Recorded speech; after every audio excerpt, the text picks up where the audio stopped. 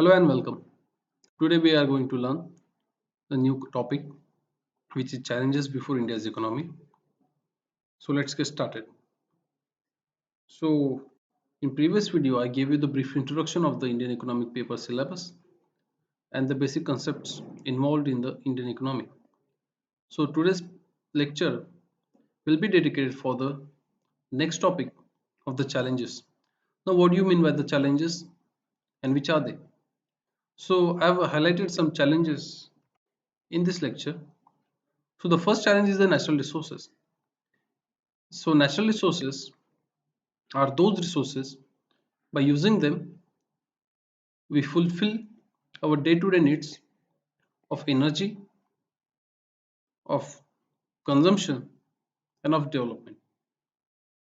But in India from several years we are facing some issues of natural resources where insufficient availability of the minerals is a major cause in underdevelopment of the country.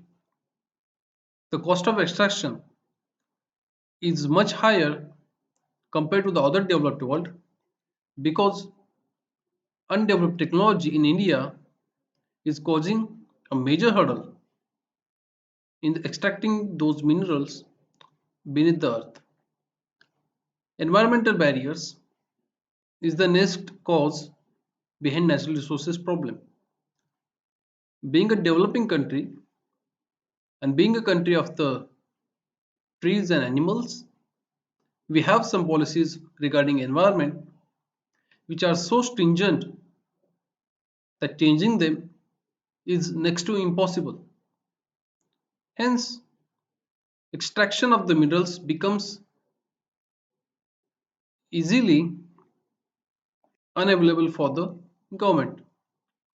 Depletion of natural resources is the another cause because the increasing population of the country demands a vast variety of energy consumption, and this increased demand has led to more extraction than which is supported or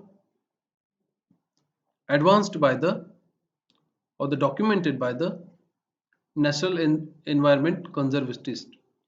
Okay, so the next topic is the energy resources.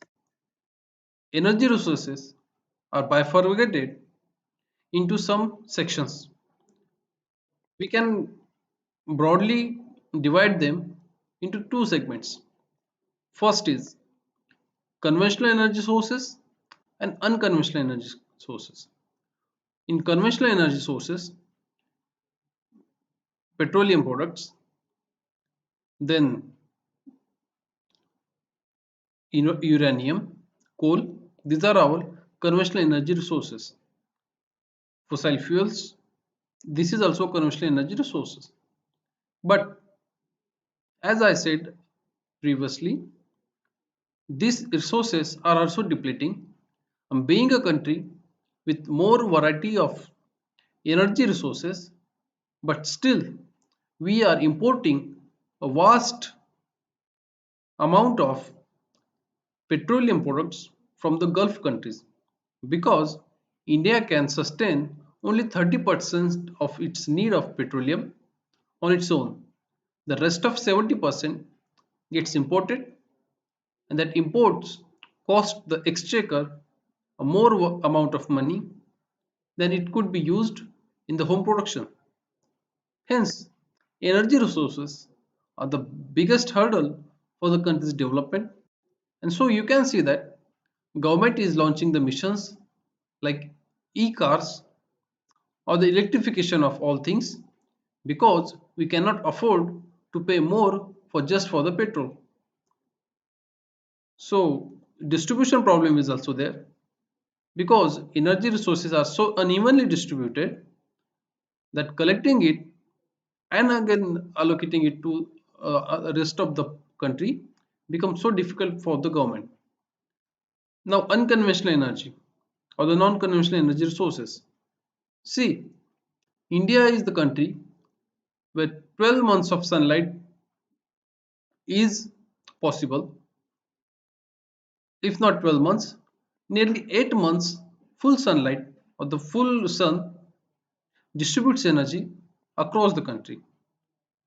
But collecting that energy is very costly procedure. Those sun roofs or sun plates are so expensive, so collecting it becomes a costly matter for the government. Hence, this high cost involved becomes a major hurdle. And the technology barriers again. We don't have the high or advanced technology at our pockets just to gather the sunlight and to convert it into the kinetic energy or the active energy. Hence, the energy resources is the biggest problem. Now, what should be done? The government should develop the technology to harness energy from the sun, from the wind, from the water at a very low cost, and then it will be become easier for the government also and the people also to access that energy. So next topic, education. Education has been the biggest hurdle for the economy because so vast people or the vast majority of the people are still uneducated in the country. Then it becomes difficult for the government to implement new policies of development because many people don't get access to those policies just because they are uneducated people. Outdated syllabus in some institutions is the biggest hurdle before education sector. Lack of infrastructure. Infrastructure is a very crucial point and it's a very crucial step, important step for any educational institution to develop a good and quality students. Lack of practical knowledge.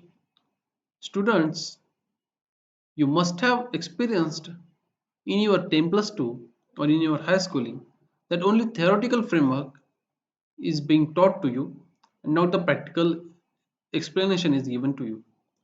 So the lack of practicalness does not help student to be a capable person to get a high paid job or a skilled job.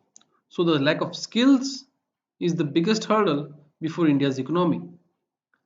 Then the faculty, of course, many teachers in the schools or in the colleges are so less equipped or so less skilled that they cannot teach a good syllabus or the in efficient way to their students. And last is lack of spending on the education.